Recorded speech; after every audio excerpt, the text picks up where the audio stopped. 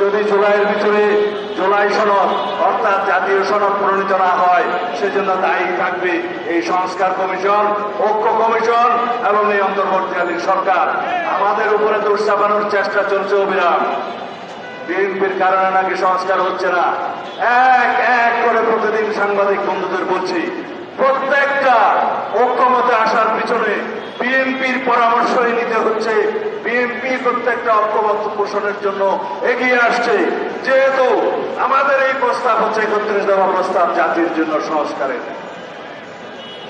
আমরা এই জাতির সম্মুখে ৩১ দফা প্রদান করেছিলাম। আমাদের নেতা জনাব তারেক রহমান সাহেব জাতির সামনে উপস্থাপন করেছিলেন। ২০২৩ সালের ১৩ই জুলাই আমরা উন্মুক্ত জনসভার মধ্য দিয়ে সেই সংস্কার প্রস্তাব আমরা উপস্থাপন করেছিলাম।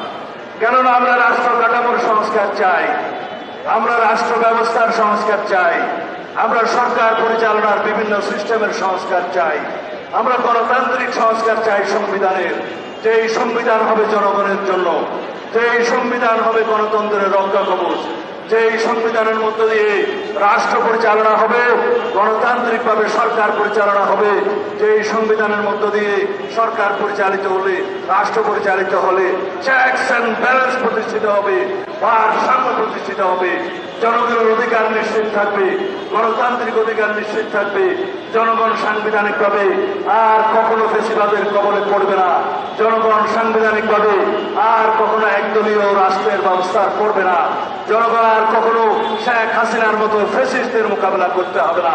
সেই রকম সংবিধান আমরা প্রণয়ন করতে চাই, সংশোধন করতে চাই, সেই রকম রাষ্ট্র ব্যবস্থা এবং সরকার ব্যবস্থা প্রতিষ্ঠা করতে চাই। সেই জন্যই দিন রাত ২৪ ঘন্টা আমরা সংস্কার কমিশনের সাথে বসছি, আলাপ করছি, সমাধানে যাচ্ছি, ঐক্যমতে পৌঁছাচ্ছি। এইভাবে আমরা একদিন এই সনদ তৈরি করতে পারবো। তবে এই কথা সত্য, শতকরা শতভাগ প্রস্তাবে হয়তো গণতন্ত্রের মধ্যে সবাই একমত হতে নাও পারে। সেটাই আমাদের জন্য গণতন্ত্রের বিউটি। গণতন্ত্রের সৌন্দর্য হলো আমরা সর্ববিষয়ে হয়তো একমত হব না, কিন্তু আমরা জাতির স্বার্থে, জনগণের স্বার্থে, দেশের স্বার্থে, গণতন্ত্রের স্বার্থে আমরা সবাই একই রাষ্ট্র ঐক্যবদ্ধভাবে এগিয়ে যাব। এটাই হচ্ছে আমাদের